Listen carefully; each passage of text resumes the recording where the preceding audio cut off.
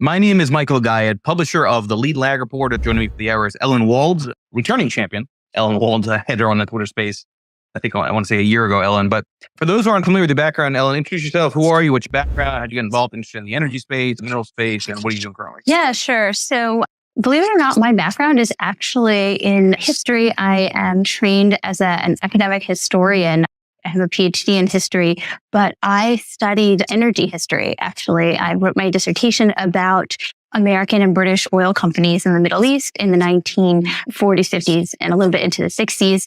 And so that's really how I got plunged into the energy sphere. And I can definitely say that what's going on now is super exciting. And I just love following, what's happening now. I am no longer in academia, and I started a consulting firm, Transversal Consulting, where we provide boutique services to all sorts of different clients in the energy sphere about geopolitics and energy markets, regulatory issues, you name it, we're on top of it.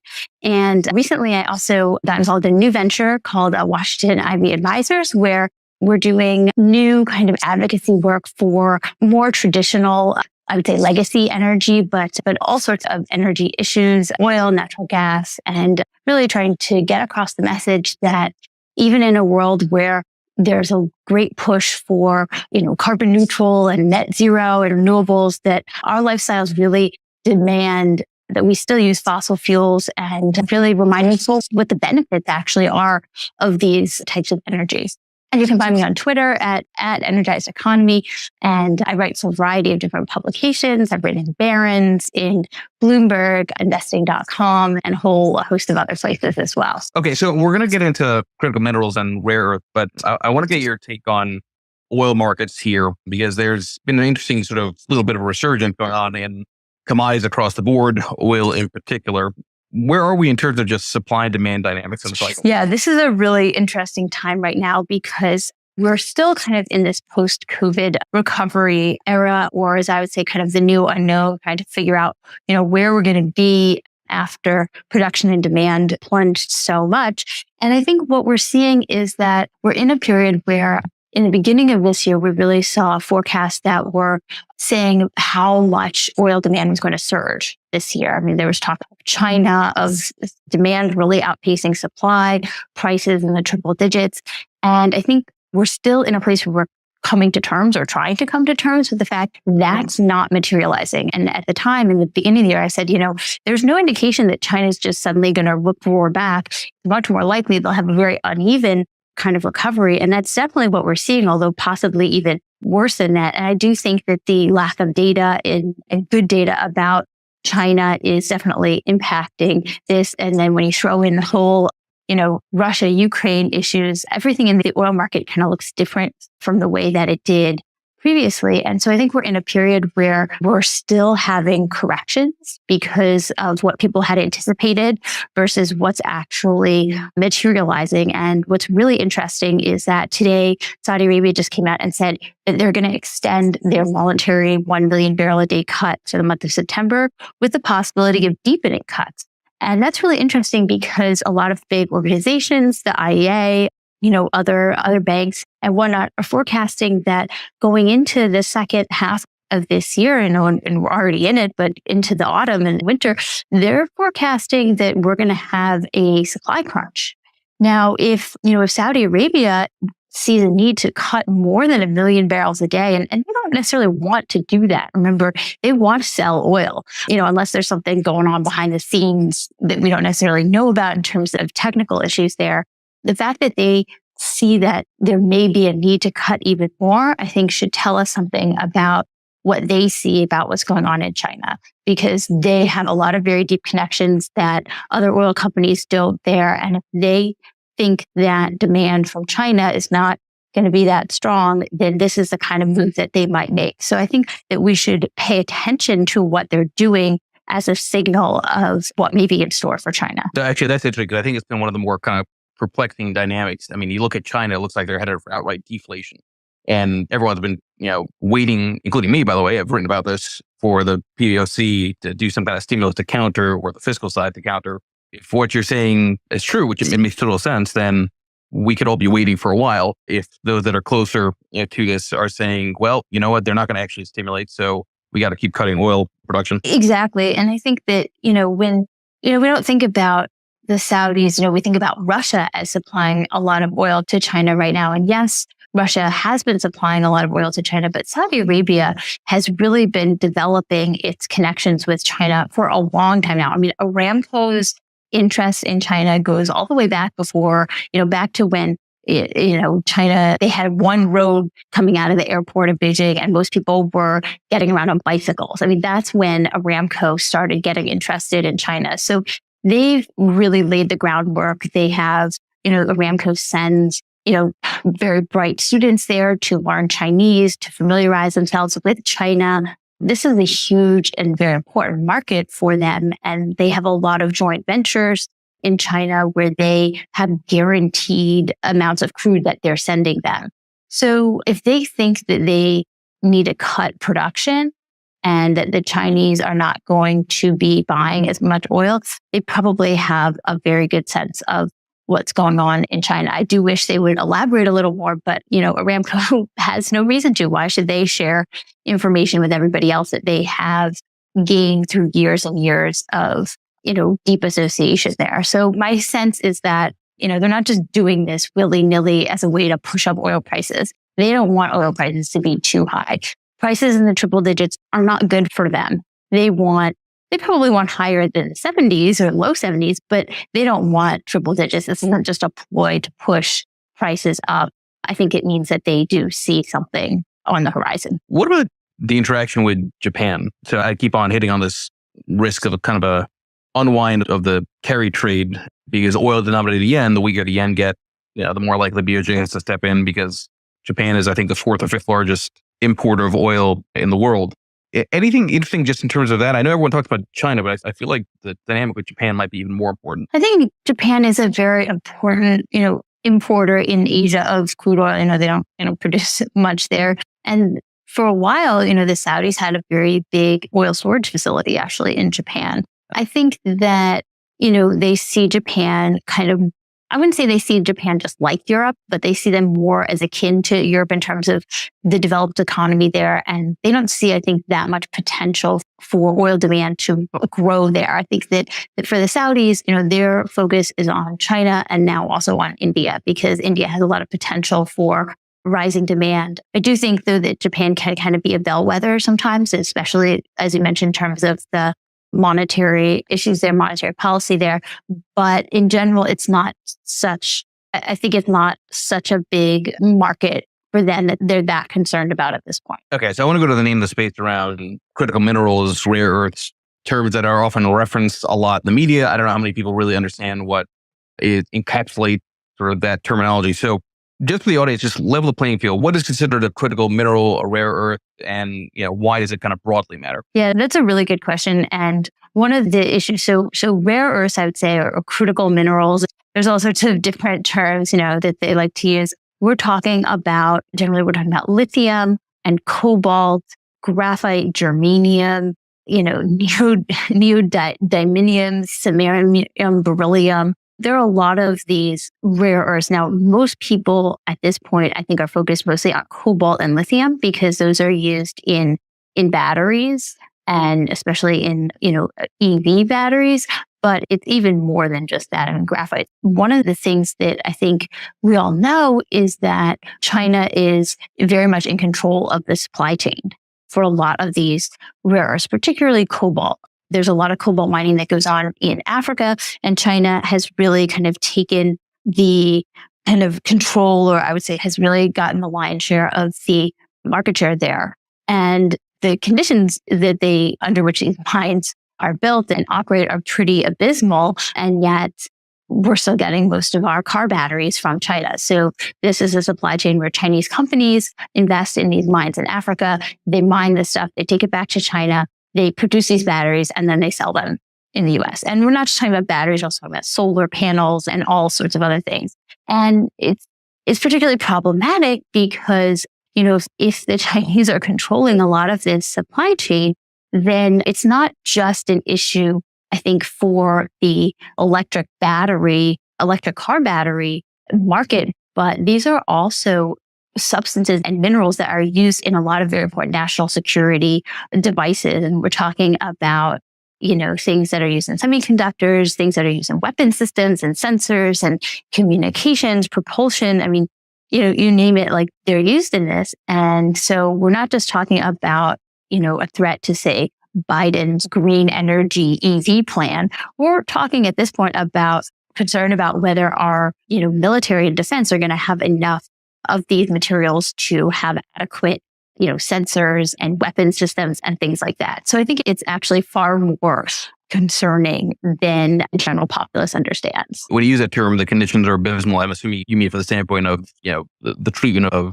the workers, right? The human rights kind of aspect of it. It's both the human rights aspect, but it's also the environmental aspect. I mean, we're talking basically about mines that are basically, as I don't use this term lightly, but it's basically like raping the earth. I mean, they're absolutely destroying the, ecosystems that they're in. And I'm not, a lot of times we think that climate and carbon emissions are the only thing that matters now in the environment. We're talking about, contaminated water supply and, so we're not just talking about human rights violations, but it's also destroying the environment.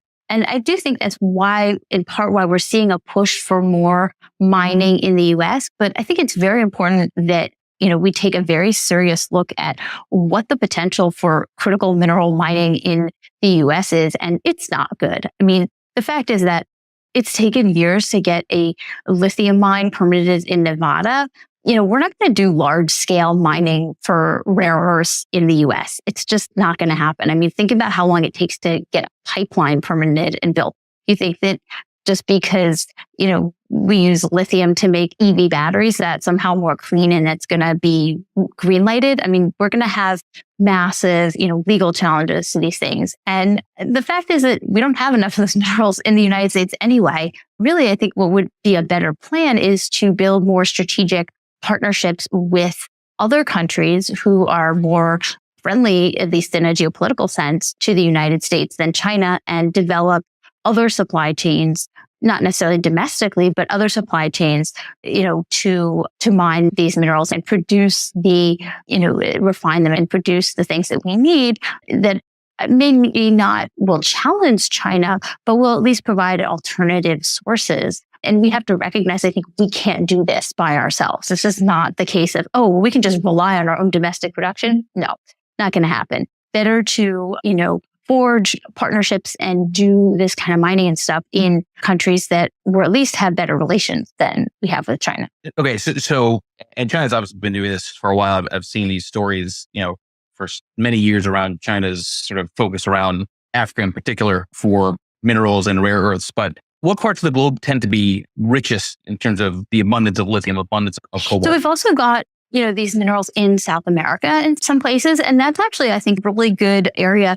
We often forget that, South America is in our hemisphere. And, here's the historian in me coming out. But a long time ago, we had something called the Monroe Doctrine, which a lot of people think was basically like license for America to be colonialist in South America. But when you look at the way that it was issued within its historical context, it was actually designed to keep Britain out of this hemisphere and out of South America, and designed to keep European powers from being imperialistic there. And so really, if you look at our own hemisphere, we could do so much more with our neighbors. And, it would be beneficial even to us, as the United States, to have better developed relations and a better developed economies of our neighbors.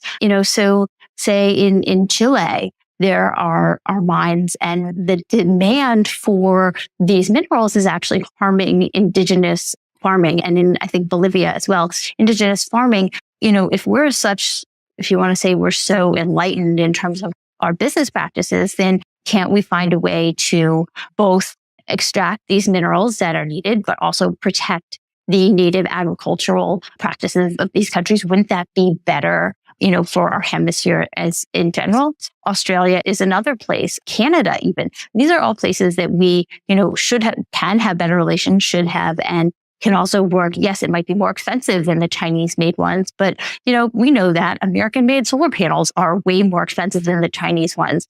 If we want to have better labor practices, have better environmental practices. That costs money, but we actually have to go and do it. So, it's not so much an issue of cost so much as it is actually doing it. And so I would say that there is a potential, to get in there. Now, can Western companies start doing mining in Africa? I'm not so sure, but it certainly would be something that people can look into because, there may be African countries out there that have these deposits. Afghanistan was a great potential for this, but I think we blew that. Excuse me, I think we blew that one pretty big. And there's no way that U.S. companies are ever going to get into Afghanistan to do any kind of rare earth mining. But the potential, we could have done something if we played it better. And for lack of a better way of saying it, it sounds like there's also kind of an optics in terms of how much the West could try and do, right? Whether it's Africa or Afghanistan, for lack of a better way of saying it, there's maybe not the best way of saying it, but there's baggage, right? Culturally. Oh, huge baggage. I think that, with Africa, we can definitely maybe overcome some things. With Afghanistan, forget it. If we really wanted to help Afghanistan develop its economy when we were there and do mining for these things in a way that was environmentally more sustainable and things like that, we could have done that. We didn't. We clearly didn't have an interest. I think that we really blew that because now China is going to be the one doing deals with the Taliban to extract lithium there. They don't care. They don't care about the Taliban. As long as the Taliban, adheres to whatever deals they make, they don't care that they're doing business with the Taliban. Let's talk about in practice what, sort of deal making looks like. I mean, I'm going to make the assumption that, with China forging these relationships in Africa, they're probably not going to be as beholden to laws around bribing, as an example, versus the West, right? So what's actually happening behind the scenes? So I think what we're seeing is that some of the mines there are maybe owned by or are partially, owned by African governments, but they're all partnered with Chinese companies behind the scenes, or not so behind the scenes, maybe more upfront. But there's a lot of Chinese companies that are involved in these things. So, there are big mining companies, like say Glencore and Anglo American, for example. They have global operations. They could, go out and do these things. But instead, we've got a lot of Chinese companies getting involved in this. And so, and they don't care about human rights. They don't really care about the environment. They don't care about best practices or anything like that. And so even if it seems like the mine, say, is owned by, an African company, in reality, a lot of the Chinese companies have big stakes in it. And then the things that they produce, the minerals that they have, end up getting shipped to China to be, produced into and made into these batteries. And China has many gigafactories producing batteries all over. They have way more than Europe. And even a lot of Europe's EV gigafactories are actually owned by Chinese Communist Party affiliated companies. So they're really just in this industry so deep.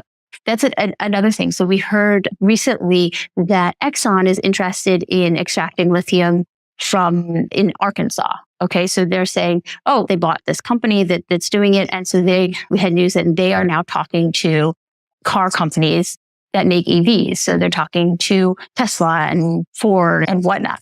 Well, Tesla and Ford don't make their own batteries. They buy batteries from other places like Panasonic and Samsung and whatnot.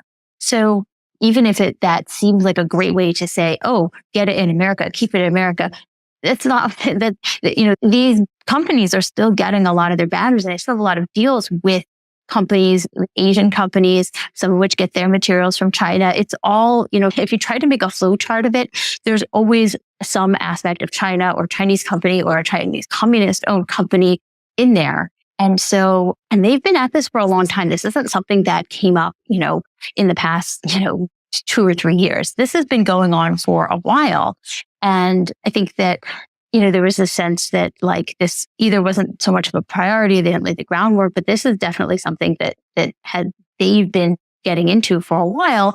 And if we want to develop alternative networks, at least, for national security preferences, I think we need to really get started on that and make it a priority, at least, when we talk about, say, negotiations. So one of the things that I studied as a historian was how the government, or at least the State Department and other parts of the U.S. government, assist companies when they're trying to do business ventures abroad. And you like to think, oh, business and government, they're separate. No, they're definitely not separate. They're always working together, mostly because for national security interests, for general interests of the US, because they're US citizens, there's a lot of co-mingling going on there. And in the period that I studied, which was, Aramco going into Saudi Arabia in the 1950s, the American ambassador in Saudi Arabia was critical to helping the American companies, negotiate with the Saudis. And basically there were times where the Saudis wouldn't sit down with the oil men from Aramco, with the executives, and everything had to go through the American ambassador and the American embassy there. So there's a huge role here, I think, both for the government to assist companies. And I don't mean just monetarily by saying, oh, here's some tax breaks for doing this. I don't think that's necessarily the answer. But if it's a priority and a national security priority, which it was in the 50s, getting oil from Saudi Arabia was considered a very important national security objective, because that was when the Cold War was heating up. There was actually an air base in Saudi Arabia right near where Aramco was located. And so it was seen as a very important potential refueling place for planes going to both to Korea for the Korean War, but also in the event of some kind of Cold War turning hot issue. And so the idea that we had oil in the Middle East that was accessible to our Navy and to our aviation sector was considered a really important national security aspect. So if that was considered that back then, shouldn't the rare earths also be considered a national security issue? I think it is. And there's a role for American diplomats to help American or Western companies, do deals with other countries to mine their critical minerals in ways that are, better, at least for the environment and for the populace, than these Chinese companies. I guess the question is, it sounds a little dramatic to say, is it too late? But that's kind of the direction I want to go. The reason I ask that is, obviously China's got an edge in terms of how long they've been structuring these types of deals. And, you can argue that maybe we're getting closer also to a confrontation with Taiwan and China, and maybe critical minerals and rare earths end up being sort of a bargaining chip. Am I off on the idea that, sure, the U.S. can try to accelerate effort, but we're so far behind relative to the timeline for geopolitical risk on China that it's just going to be hard for it to make a difference? That's a really good point. And I think that, there are things that you got to give up on. They're too late. Afghanistan, we're too late on that. We burned that bridge. Never going to happen. With China, I think that we're definitely not too late, but we're a little bit behind. It's like we're in a canoe race and we had to start behind everyone else, and there's a bit of a current pushing us back.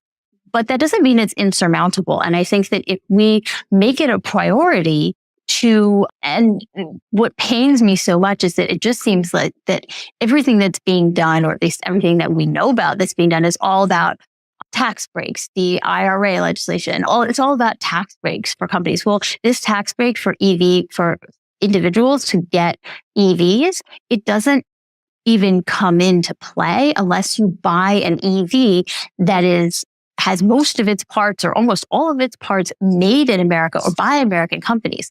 Well, very few EVs have that because most of the battery parts come from overseas or China. So why would you create a tax break that most people can't access before making sure that people can actually access it? Why aren't they putting the effort into making sure that American the cars that are available to Americans are actually made or can be made using, American mined, or at least lithium that's mined by American companies, even if it's mined in other places, or that there are American components that. So it just seems like they put policy ahead of, of strategy or infrastructure or whatnot. They just, put this tax break in place that can't be used. And the threat is also, if there's a new administration next year and a new, legislative body, this could, in years to come, that could completely overturned before they even get a chance for it to be useful to the American public, because they can't get the parts that are being made in the US. So it just seems like a very backwards policy. And maybe there is a lot more going on behind the scenes than we know. At least my experience as a historian says that a lot of the behind the scenes stuff is classified. And so we don't necessarily find out about it until it gets declassified 30 years later. But my sense is that we're definitely behind in that area. we can get ahead, or we can at least make headway. I don't think it's too late, but we got to really make it a priority. Just to reset the room for the remaining minutes, everybody please make sure you follow Ellen Wald here on Twitter. If any of you want to come up and ask questions, don't hesitate to click on that bottom left mic request button. And as always, this will be a podcast under Lead Lag Live on all of your favorite platforms. Since you mentioned policy, is there a sense of which party in power is more likely to affect better relationships to kind of secure the rare earth side, or is it independent of political affiliation? That's a good question. I think that it should be something that's independent of political affiliation. When we talk about diplomacy, and it does seem like a lot of the big flashy things are very much politically dependent, like the Iran deal. The Republicans don't want to have a rapprochement with Iran. The Democrats do. So things kind of happen along that. But a lot of the, career people in the State Department, the career Foreign Service people, they're there independent of who the political party is. And there are a lot of longstanding, things that go on that are really irrespective of politics and of what even the political, the politicians are saying. So a good example of this happened when the Saudis back in last September, when right before the midterm elections, the Biden administration kept saying, "Oh, we need the Saudis to, we need OPEC to increase production. We need to bring oil prices down." And the truth was that things were not looking so great. Prices were probably going to fall anyway. And Saudi Arabia was like, "No, we're not doing that." And the Biden administration they were livid. I mean, they got on TV publicly and basically admonished the Saudis publicly, which is really something that that was very rarely done. All of that had always been kind of taken care of in back channels. If an administration or anyone wanted some sort of particular oil policy, it's not something that they would ever come out and say and then say, "Oh, well, there'll be consequences because you didn't do what we wanted." And I think that was kind of stunning for the Saudis because it seemed like it was very political. Does that mean that politicians have never tried to manipulate production or get the Saudis to cut or increase productions to affect oil prices or gasoline prices for an election or for political purposes? Of course not. But the fact that it was out in the open, and for the diplomats that kind of have the career State Department people, seemed, I think, like they were caught aback because that just isn't the way that they've done things, regardless of Democrat. We're talking like Nixon has done it and Clinton has done it. So both, sides of the aisle have done this. And so I think that it is something that's necessary regardless of political party. Whether you think that EVs are the answer to the climate issue, which I can be very frank, I don't think that they are the solution to, climate issues, but they're a product and lots of people love driving EVs. There are definitely benefits to, driving an EV. And if it's the right choice for you and what you need a vehicle for, then I absolutely think that they should be available on the market. But the fact is that we also need these critical minerals and rare earths for other things than just EV batteries. They're really important for military things and all the other things that I mentioned. And so it is something that transcends political party. I think that the IRA policy that was passed was very short-sighted in that it basically tried to give people an incentive to buy things that aren't available. And so it would behoove, I think, both sides of the aisle to realize we need, these critical minerals, whether or not, everyone in the US can be driving an EV. The play out a thought experiment, right? So let's say China just decides to play games and, there are the equivalent of supply chain disruptions, but only when it comes to rare earths. How would that impact, the everyday American? So say China decides to cut off the EV battery supply or the supply of certain rare earth minerals. So how does that impact the everyday American? I would say probably the most important impact would be like if we couldn't get iPhones. That would probably piss people off the most. But there would be riots if that was the case. Right? Yeah. I mean, imagine like you can get a battery for your iPhone, or you can get a new iPhone because they don't have the right materials for the batteries for that. So, but that's like a microcosm. Okay. Like the iPhone is a very small battery, right? But we all know, because we all charge our phones like all the time, we know that battery, the durability and the capacity of a battery to full charge runs out over time, which is why you need more of this stuff. And the truth is that for all the things that they say about recycling batteries and all of that, like, come on, you can't actually recycle that. So if you look at the microcosm of the phone battery or the computer battery or whatnot, and then you bring it out to say a car battery, that requires so much more lithium. I mean, the amount of lithium required for it is huge. I don't remember the actual ton, amount in tons, but we're talking about like massive amounts of this stuff. And if we're putting it all in the EVs, then what do we have left for the military? And where are they going to get their supplies of these things to make radar and guided weapon systems and all of these things that they need? And so we could get to a point where everyday products aren't available or new ones aren't available because companies can't get this minerals and the rare earths that they need to make these products because, say, the military has requisitioned them because they got to get it first. And that could become problematic. I think that, we saw some of what people experienced during these supply chain issues, after the pandemic and when things were kind of getting back to normal, we saw a lot of issues with supply chains. I mean, people would try to get, say, like a couch and they'd be like, oh, it can't come for 6 months because, it's in China or whatever, and we can't get it. Or there aren't enough trucks that can come into the ports in California to take the things to the United States, across the United States. So you just can't get your new stove or your new washing machine because supply chain. Well, imagine if instead of supply chain, it was, we don't have enough copper. We don't have enough cobalt for this. Well, you are going to then see, I think you'll see people trying to strip these things from other places.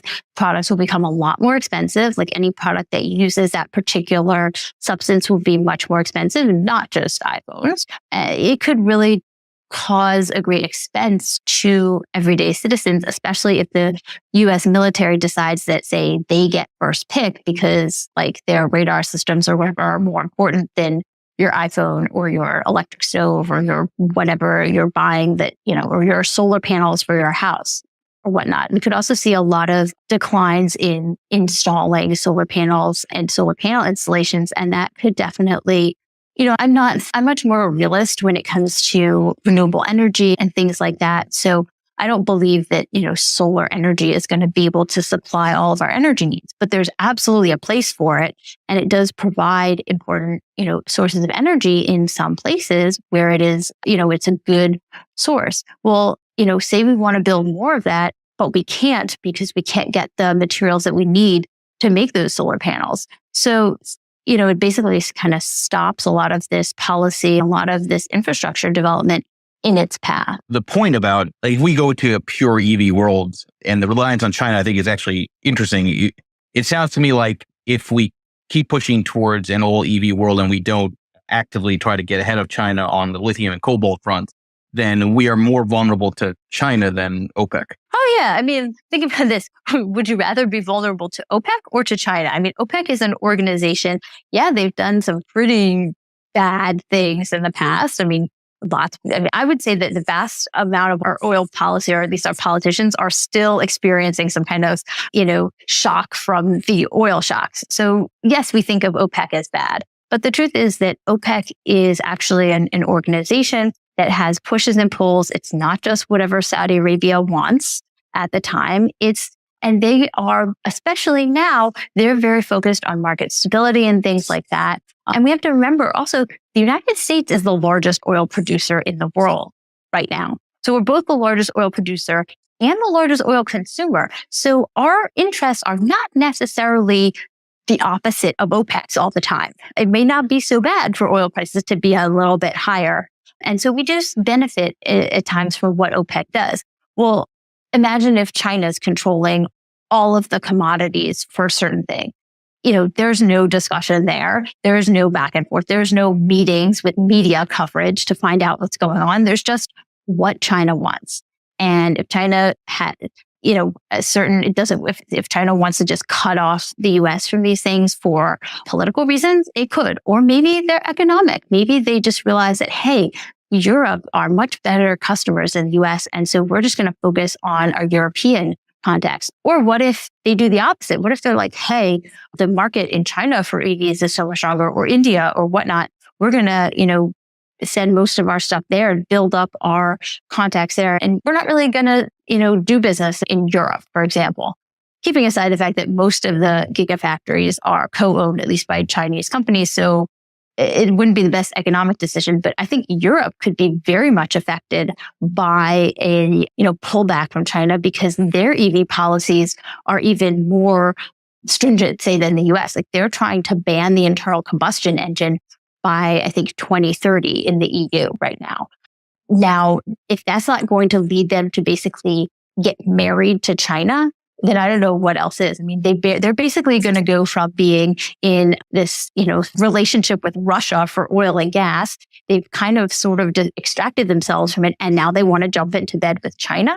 That strikes me as not necessarily a good trade-off. Is there some kind of like equivalent of an SPR when it comes to rare earths? I mean, presumably the US government got some kind of stockpile. So that's a really good question. If the military has a stockpile, I'm not aware of it. I don't think most people are aware of it, but it would definitely be something that, would be a really good national security thing to consider. I don't know, in terms of what I know that this has definitely been recommended. I don't think that we necessarily have one, but I have seen, articles recommending that we get going on this. I wouldn't be surprised if the military has some kind of stockpile somewhere, or at least relationships with companies where they feel like they could provide it. But I don't know what the specifics are in terms of storing this stuff. Can you consider a mine that is not, under production? Is that considered a stockpile? Or do you have to have it, somewhat refined? How can you hold these things? It's not, with oil, we do it in salt caverns. I know that there's been talk of doing maybe like a natural gas type SPR because our electricity production has become very dependent on natural gas, and it might not be such a bad idea to consider that. I think the logistics likewise are kind of complicated. It's interesting. It may be that we could kind of consider strategic relationships as a type of SPR as opposed to actually having a physical SPR of this stuff in the US. I know didn't they say how we had like a stockpile of masks and a stockpile of respirators, but, leave them too long, they get bad. So I don't know I'm not familiar with the logistics in terms of the chemical issues there, but it's certainly something to consider, or at least to consider having strategic relationships with countries where we can go in and do this. So I know, one of the things we're talking about, manganese is another mineral, and apparently South Africa actually holds 40% of manganese reserves. So, we could have better relations with South Africa for this. I think it's a very complicated thing to do because we're talking about so many different minerals. We like to group them under this rare earths, and we talk about lithium and cobalt as most important. But like I said, there's all sorts of other ones as well that are very important.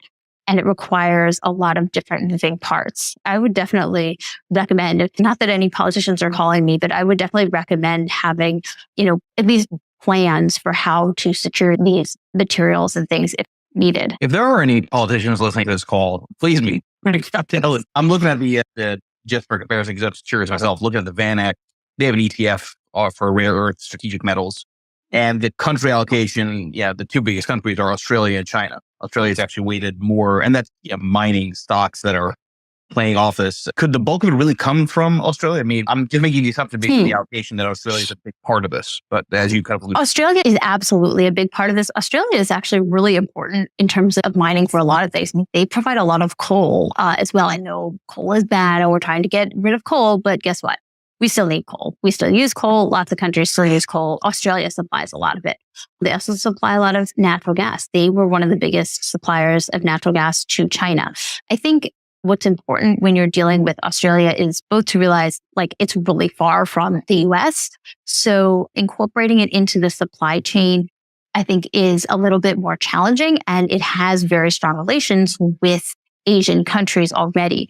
But given that Australia is, and, I'm speaking again from my kind of historian's eye, Australia is part of the, family of English-speaking nations. And this was something that Franklin Roosevelt and Winston Churchill talked about when they talked about their deep alliance going into World War II was, there is a shared cultural heritage, a shared language, things like that. I think that when it comes to Australia, that's absolutely something that the US and other, like-minded nations should capitalize on and, go to Australia and really try to build relationships in terms of the mining there and also, Australian expertise in mining and help capitalize on that to build better supply chains that don't necessarily include China. And I do think that's something that, I think Australia would like to have a power to balance out China in terms of its trade.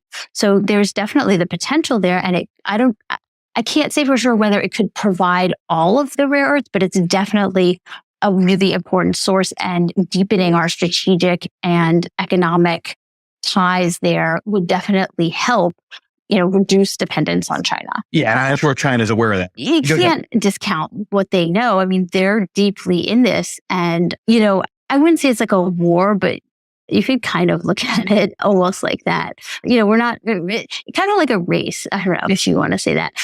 Some of the other issues to consider are like security issues. And there are a lot of security issues, like say in Africa and also in Afghanistan, but we don't necessarily have those with Australia. I mean, yeah, you got to worry about, they have crazy bugs and spiders and snakes there, but that's not the same as worrying about, say, Boko Haram or the Taliban. So I think that there's definitely a lot more that could be done there. And also to reach out to other countries like South Africa and build these supply chains, with areas and countries that are not necessarily, or that want to balance out China. That's another point. Once China gets in there, they want to supply a lot of stuff. They want to do their trade in yuan. They want to be the ones building infrastructure in these countries. And for African countries that don't have good infrastructure, they look at this and they're like, hey, what a great prospect, because, we can get a lot out of this in terms of development. But a lot of times they end up being very dissatisfied with the quality of the work that Chinese companies do. There's an opening there for other countries, for the West to do development projects and stuff in Africa. I think that there's a disdain for that, both because there's a disdain for that because they think it might be considered colonialist, but, I think they got to get over that. It's not. And then the other issue is that, we need to also consider that we need to maybe start financing projects in Africa that don't necessarily meet our clean climate standards. So there's a lot of refusal by big organizations and IMF and other organizations. They don't want to finance fossil fuel projects worldwide. We're not going to finance any of these things. Well, guess what? In Africa, if they don't have electricity, but they have oil or coal or gas, they want to develop that and use that to bring electricity to their people who don't have it. And they are not going to care about your climate goals. Like they want to use these resources that they have for their own development. And Mohammed Barkindo, who used to be the Secretary General of OPEC, spoke very eloquently about this and about how fossil fuels really can bring prosperity and lift people out of poverty in Africa. And you have to think, look, if the global institutions that were formed by the West are no longer interested in financing these kinds of projects, well, where are these countries going to turn to? They're not going to just build wind farms and solar farms out of nowhere. I mean, they're not reliable enough. They're not cheap enough. They're not going to satisfy the power needs of these countries. They're going to look elsewhere for people to finance and do these projects. And that's probably going to be China. And so I think that, we can be on our high horse regarding, climate change and whatnot, but we're going to feel consequences of that. And one of those is China having even deeper infiltration. So say China is financing a power plant and, a oil gas burning power plant, and they want to then get rights to mine, whatever it is. Of course, that country is going to give more consideration to the Chinese company that wants to do the mining as opposed to another country, because they've already got the Chinese building their power plants and all sorts of other things. So I think that's another area to be aware of, that by kind of treating these developing nations with this kind of disdain for what they feel that they need to progress, we're boxing ourselves. Ellen, for those who want to track more of your work and see more of your thoughts on things, where would you point them to? Sure. So I'm on Twitter, not as much as I used to be, but definitely, with relative frequency. I'm at Energized Economy. That's ENERGZD Economy. You can also follow my work on my website, ellenrwald.com, as well as on my other website, transversalconsulting.com. And mostly if, I'm doing something interesting, I will post it on Twitter. So definitely keep abreast of that. And also, if you're interested a bit in the history of Aramco and Saudi Arabia and its oil industry, check out my book, which is called Saudi Inc., The Arabian Kingdom's Pursuit of Profit and Power. And it's available on Amazon and Barnes & Noble and most places you buy books. Good place to wrap this up. Everybody, please make sure you follow Ellen. Again, this will be a podcast on Lead Lag Live. Thank you, Ellen. Appreciate it. Thank you.